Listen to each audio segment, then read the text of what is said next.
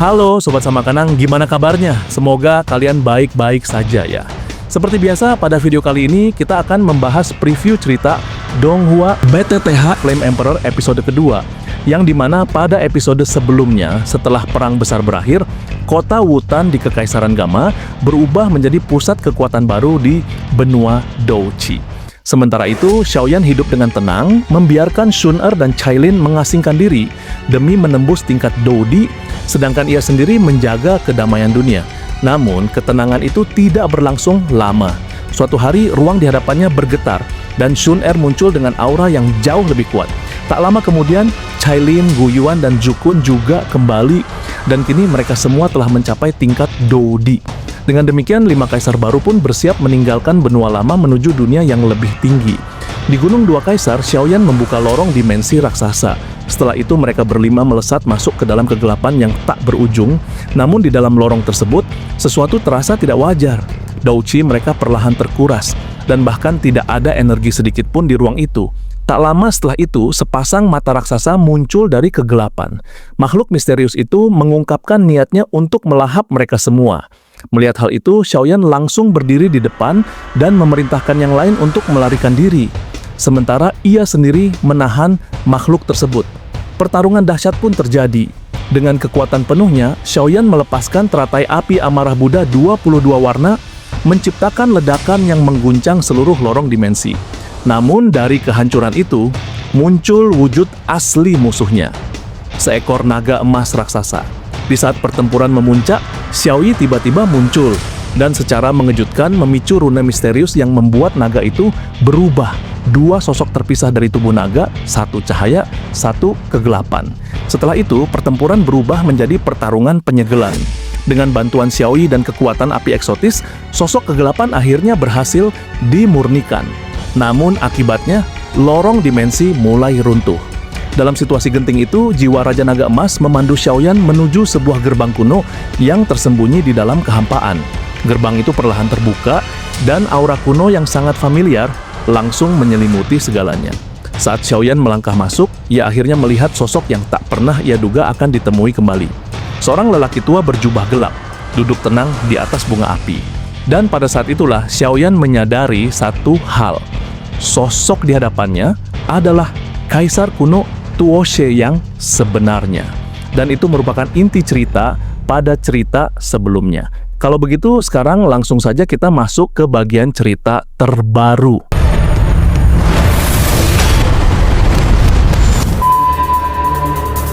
Kaisar kuno Tuoshe membuka matanya yang terpejam, rapat, dan tersenyum tipis, memuji kecerdasan Xiaoyan. Ia kemudian menatap Raja Naga Emas, Xiaojin, dengan rasa haru, mengakui kerja keras naga tersebut selama puluhan tahun.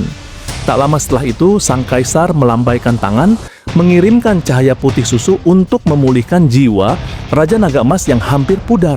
Xiaoyi pun segera berpindah ke bahu sang kaisar, berusaha keras mengingat masa lalunya. Kaisar kuno Tuoshe kemudian mengajak Xiaoyan duduk di atas kuncup bunga api untuk menjelaskan rahasia dunia yang lebih besar.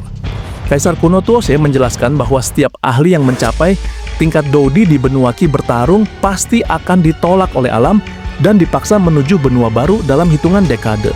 Mendengar hal itu, Xiaoyan bertanya dengan berat mengenai serangan yang mereka alami di lorong dimensi, padahal seharusnya ada pemandu resmi. Kaisar kuno Tuoshe menatap Raja Naga Emas dengan rasa bersalah, menjelaskan bahwa jalur penghubung tersebut telah hancur 10.000 tahun lalu akibat pertempuran besar, sehingga para pemandu pun tewas. Di sisi lain, Xiaoyan merasa khawatir saat menanyakan segel reinkarnasi di dahi Xiaoyi. Kaisar kuno Tuoshe menjelaskan bahwa segel itu adalah tanda yang ditinggalkan oleh para ahli puncak dari seluruh 1000 dunia utama agar mereka bisa bangkit kembali atau mewariskan kekuatan untuk melawan klan jahat ekstrateritorial. Pertempuran 10.000 tahun lalu adalah perang hidup dan mati melawan klan jahat yang mencoba menyerang dunia mereka. Tak lama setelah itu, Kaisar kuno Tuoshe memperingatkan bahwa segel tersebut terus melemah dan dalam 100 tahun lagi, klan jahat ekstrateritorial mungkin akan bangkit kembali. Ia menatap Xiaoyan dengan ramah namun serius, menyatakan bahwa di masa depan, nasib dunia mungkin akan bergantung padanya. Di akhir penjelasannya, sang kaisar memberikan tawaran besar yang akan mengubah kekuatan Xiaoyan selamanya, menanyakan apakah ia bersedia mempelajari mantra api sejati.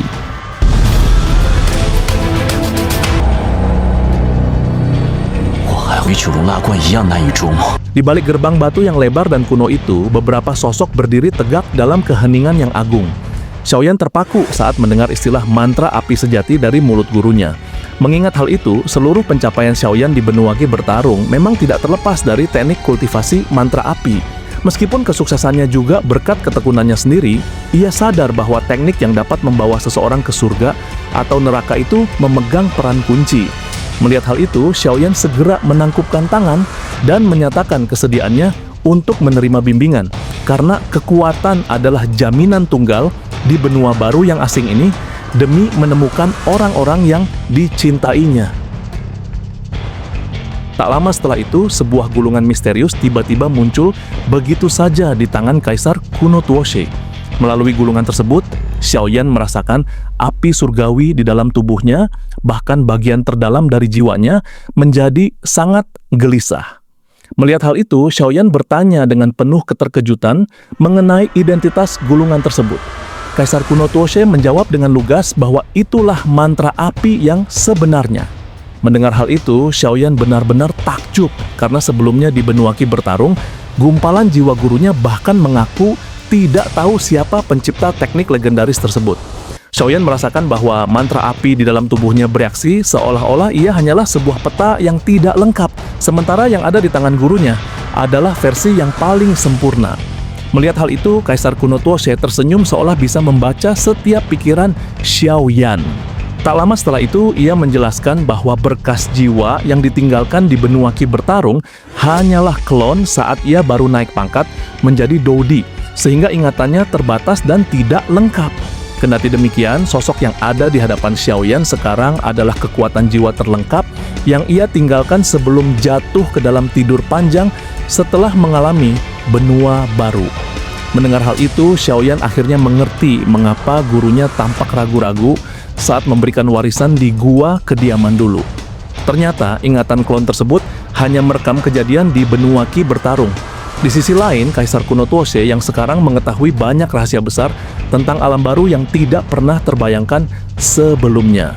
Melihat hal itu, sang guru mengajak Xiaoyan untuk segera mendekat dan merasakan mantra api yang ada di tangannya dengan saksama. Xiaoyan pun tersenyum tipis menyadari adanya ikatan takdir yang tak terpisahkan antara dirinya dan teknik hitam ilusi tersebut. Tanpa ragu, Xiaoyan mengulurkan tangan dan mengambil gulungan hitam itu. Namun, begitu telapak tangannya menyentuh permukaan gulungan, sensasi terbakar yang sangat menyengat langsung menyebar ke seluruh sarafnya. Melihat hal itu, Xiaoyan sempat bingung. Namun gurunya segera menjelaskan bahwa itu adalah proses verifikasi mantra api untuk memeriksa keberadaan api surgawi di dalam tubuhnya sebagai syarat mutlak kultivasi.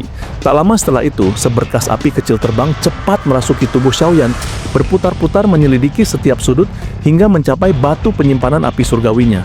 Xiaoyan segera duduk bersila dan membiarkan api kecil itu mengungkap seluruh rahasia tubuhnya tanpa hambatan. Melihat hal itu, gulungan di tangannya tiba-tiba memancarkan cahaya cemerlang yang luar biasa dahsyat, hingga langit dan bumi seolah kehilangan warnanya.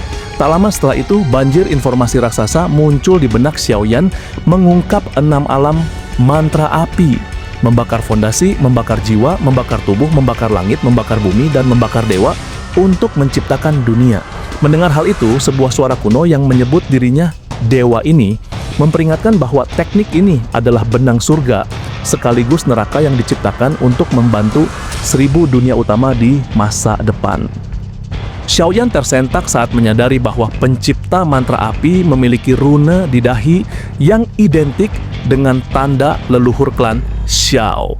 Melihat hal itu, Kaisar Kuno Tuoshe membenarkan bahwa sang pencipta memiliki hubungan yang sangat dalam dengan klan Xiao, namun Xiaoyan harus menjadi kuat untuk menemukan sisa anggota klannya. Tak lama setelah itu, Xiaoyan merenungkan nasib garis keturunan klannya yang sempat menurun misterius di benua Doudi. Gurunya juga menegaskan bahwa prasyarat untuk memecahkan misteri tersebut hanyalah kekuatan yang dahsyat. Kaisar Kuno Tuoshe bahkan menyebut pencipta teknik itu sebagai guru besar bagi Xiaoyan, sebuah keberadaan puncak di 1000 dunia utama. Melihat hal itu, sang guru tampak bernostalgia dan meneteskan air mata saat mengenang pertemuannya dengan gurunya dulu. Tak lama setelah itu, ia memberikan misi serius kepada Xiaoyan untuk mengumpulkan api suci sebanyak mungkin demi membangkitkan garis keturunan klan Xiao dan persiapan perang besar di masa depan. Mendengar hal itu dengan ekspresi khidmat, gurunya memberikan perintah terakhir agar Xiaoyan jangan pernah menggunakan tanda klannya sebelum mencapai level dewa tempur. Melihat hal itu, Xiaoyan menangkupkan tangan dengan hormat, siap mengemban takdir besar yang telah digariskan. Suasana di dalam gua abadi tiba-tiba berubah menjadi melankolis ketika Kaisar kuno Tuose menatap Raja Naga Emas dengan sorot mata yang dipenuhi rasa bersalah. Suaranya terdengar berat saat ia mengungkapkan permintaan maaf terdalamnya atas pengorbanan yang telah dilakukan sang naga. Mendengar hal itu, Raja Naga Emas segera memotong ucapan sahabatnya, menegaskan bahwa mereka adalah saudara dan ia tidak pernah menyesali keputusannya memimpin klan naga untuk mendukung pelarian mereka dari 1000 dunia utama 10.000 tahun silam, meski akhirnya ia dicap sebagai pengkhianat klan. Tak lama setelah itu, Tuose mengenang bagaimana Naga Emas mempertaruhkan segalanya untuk melindunginya yang saat itu sudah renta. Melihat hal itu, Kaisar kuno Tuose meminta agar Xiaoyan sebagai muridnya menebus kesalahan masa lalu tersebut dengan menjaga sang naga di masa depan. Xiaoyan hanya bisa terdiam menyimak pembicaraan tersebut, menyadari bahwa sejarah antara gurunya dan Raja Naga Emas jauh lebih dalam dari yang ia bayangkan. Kendati demikian, ia tetap memasang telinga dengan saksama tanpa berani menyela momen sakral di antara dua sosok legendaris tersebut. Kaisar kuno Tuose kemudian memberikan instruksi terakhir kepada Raja Naga untuk membentuk kembali tubuh fisiknya dan kembali ke klan naga demi memulihkan kekuatan puncaknya guna menghadapi bencana besar yang diramalkan akan datang. Tak lama setelah itu, ia mengalihkan pandangannya kepada Xiaoyan dengan penuh harapan, mempercayakan misi pemulihan Naga Emas dan pembasmian klan jahat ekstrateritorial kepadanya.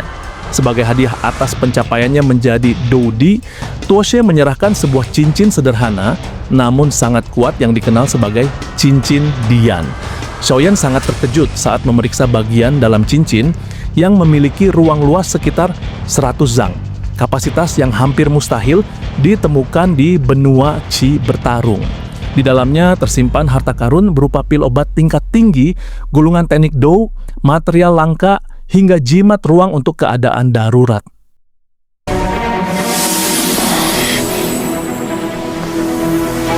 Tak lama setelah itu, Tuose memperingatkan dengan sungguh-sungguh agar Xiaoyan menjaga cincin itu sebaik mungkin, karena di dalamnya juga terdapat klon jiwa yang menyimpan rahasia-rahasia besar yang hanya bisa diakses saat kekuatannya telah mencapai level tertentu. Setelah memberikan seluruh wasiatnya, sosok ilusi Kaisar kuno Tuose mulai memudar dan perlahan berubah menjadi bintik-bintik cahaya seperti bintang yang menghiasi langit gua sebelum akhirnya lenyap sepenuhnya. Melihat hal itu, Xiaoyan dengan penuh khidmat bersujud 3 kali ke arah hilangnya sang guru sebagai tanda penghormatan terakhir. Tak lama setelah itu, Xiaoyan memberanikan diri bertanya kepada Raja Naga Emas mengenai langkah mereka selanjutnya. Namun sang naga justru mengeluh dan menolak dipanggil senior, memerintahkan Xiaoyan untuk memanggilnya Grand Master karena ia adalah saudara dari gurunya. Setelah memasuki cincin Dian, Grand Master mulai menjelaskan perbedaan mendasar antara dunia lama dan dunia baru. Ia mengungkapkan bahwa apa yang selama ini disebut Xiaoyan sebagai api surgawi di benua Qi bertarung sebenarnya dikenal sebagai api suci di 1000 dunia utama. Melihat hal itu, Xiaoyan merasa ada perbedaan halus yang kemudian dijelaskan oleh Grand Master bahwa api suci memiliki kecerdasan luar biasa layaknya manusia, bahkan mampu membentuk faksi sendiri dan menguasai suatu wilayah di alam semesta. Grandmaster menceritakan bagaimana setiap makhluk supranatural, termasuk api suci, harus menghadapi baptisan kutukan surgawi setiap 100.000 tahun sebagai ujian maut dari langit dan bumi. Di sisi lain, ia mengungkap fakta mengejutkan bahwa terdapat 36 jenis api suci yang merupakan musuh alami dari 36 ras jahat ekstrateritorial. Api-api ini adalah kunci kemenangan dalam perang besar 10.000 tahun lalu, meskipun 3 peringkat teratasnya saat ini tengah tertidur dalam reinkarnasi. Mendengar hal itu, Xiaoyan merasakan tanggung jawab besar mulai membebani pundaknya. Tak lama setelah itu, Grandmaster menyeringai dan mengajak Xiaoyan untuk segera berangkat melihat kemegahan 1000 dunia utama yang sebenarnya. Melihat hal itu, Xiaoyan menarik napas dalam-dalam untuk menenangkan gejolak di hatinya. Dengan tekad yang telah bulat, ia melangkah mantap keluar dari gua abadi kuno yang sunyi menuju cakrawala yang tak terbatas. Melihat hal itu, matanya menatap tajam ke depan, siap menantang segala bahaya di 1000 dunia utama dan menorehkan legenda barunya sebagai kaisar api yang akan mengguncang alam semesta. Di tengah keheningan lorong dimensi yang melengkung indah, Xiaoyan bergerak dengan kecepatan stabil. Suara napasnya yang teratur berpadu dengan dengungan energi hampa di sekelilingnya. Tak lama setelah itu, suara Grandmaster, Raja Naga Emas, kembali terdengar dari dalam cincin Dian, memecah kesunyian dengan nada yang sangat berwibawa. Grandmaster berujar bahwa perjalanan ini masih cukup jauh, sehingga ia akan menggunakan waktu ini untuk memberikan pembekalan mendalam mengenai benua Dou-Di. Grandmaster, saya siap mendengarkan. Pengetahuan ini adalah senjata pertama saya di sana, jawab Xiaoyan dengan penuh hormat. Melihat hal itu, Grandmaster mulai menjelaskan bahwa di benua baru tersebut, sihir elemen adalah hal yang asing. Qi bertarung adalah satu-satunya tema utama yang telah mencapai puncak kesempurnaannya. Energi ini telah menyatu dengan setiap aspek kehidupan manusia, mulai dari pekerjaan kasar hingga pertarungan tingkat tinggi, menjadikannya energi yang mutlak dan tak tergantikan. Ingatlah Xiaoyan, lanjut Grandmaster, karena penyebarannya yang begitu luas, teknik kultivasi di sana berkembang sangat pesat. Kendati demikian, meski akarnya sama dengan benua Qi bertarung, klasifikasinya jauh lebih tinggi. Jika tingkat langit adalah puncak di dunia lamamu, maka di benua Dou-Di terdapat tingkatan abadi, immortal, suci, saint, dan dewa, god. Setiap tingkatan ini pun dibagi lagi menjadi tahap awal, menengah, dan lanjutan yang memiliki perbedaan kekuatan sangat mencolok. Mendengar hal itu, Xiaoyan bertanya tentang variabel penentu kemenangan. Grandmaster menjelaskan bahwa selain kekuatan dasar, faktor penentu lainnya adalah teknik Dao. Di benua Dou-Di, teknik Dao memiliki pembagian yang sangat ketat, tingkat abadi, suci, dan dewa, dengan setiap tingkatan memiliki 4 level, rendah, menengah, lanjutan, dan puncak. Sebagian besar teknik yang beredar di masyarakat hanya mencapai tingkat bumi. Untuk mendapatkan teknik abadi, kau harus bergabung dengan kekaisaran besar atau sekte transcendent, tambah Grandmaster dengan nada serius. Tak lama setelah itu, Grandmaster mengingatkan bahwa tidak semua penduduk benua Dou-Di adalah seorang ahli Dou-Di. Meskipun Qi spiritual di sana jauh lebih padat, sehingga orang biasa bisa mencapai tingkat Doujun atau Dousheng dengan lebih mudah, gelar Dou-Di tetap merupakan simbol kekuasaan. Melihat hal itu, Xiaoyan bertanya mengenai kemungkinan mendapatkan teknik tinggi tanpa melalui sekte. Grandmaster terkekeh dan menceritakan tentang luasnya benua yang dipenuhi ras barbar di utara dan keluarga binatang iblis di selatan. Ia menyebutkan banyak pertapa misterius yang meninggalkan warisan di tempat-tempat tersembunyi. Di sana ada pepatah, "Jika kau jatuh ke tebing, jangan panik, melangkahlah maju, dan mungkin kau akan menjadi ahli."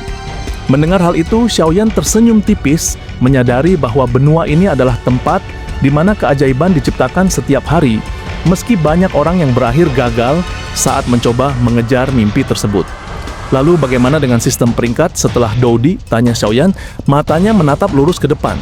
Tak lama setelah itu, Grandmaster merinci bahwa setelah Dou-Di, tujuan berikutnya adalah Dewa Pertempuran, Fighting God. Setiap peringkat terdiri dari 9 bintang, dan setiap bintang memiliki tahap dari awal hingga kesempurnaan. Di atas 9 bintang, seseorang harus melewati proses 9 putaran sebelum benar-benar bisa naik ke alam berikutnya. Di sisi lain, Grandmaster menjelaskan sistem alkemis yang mencapai tingkat pil ilahi yang legendaris serta klasifikasi kekuatan jiwa yang mencapai alam dewa. Mengenai binatang iblis, ia menjelaskan bahwa setelah mencapai puncak peringkat kaisar, mereka sering memilih berubah menjadi manusia. Mendengar hal itu, Xiaoyan bertanya alasannya. Grandmaster menjelaskan bahwa transformasi itu adalah cara untuk menghindari hukuman surga yang mengerikan setiap 100.000 tahun sekali dan memungkinkan mereka mencapai alam dewa pertempuran dengan lebih aman. Setelah mendengar penjelasan panjang lebar yang menguras pikiran tersebut, Xiaoyan menarik napas dalam-dalam. Cahaya di ujung lorong dimensi mulai terlihat semakin membesar, menandakan gerbang benua baru sudah dekat. Melihat hal itu, gejolak semangat dan rasa penasaran yang besar memenuhi dada Xiaoyan. Awal yang baru ya, benua yang penuh keajaiban. Aku, Xiaoyan, datang untuk menemuimu, ucapnya dengan suara lantang yang bergema di sepanjang lorong. Melihat hal itu, senyum percaya diri terpancar di wajahnya. Ia tahu tantangan di depan akan jauh lebih berat. Namun dengan bimbingan Grandmaster dan warisan dari gurunya, sang Kaisar Api siap untuk kembali mengukir legenda di benua Dou Di.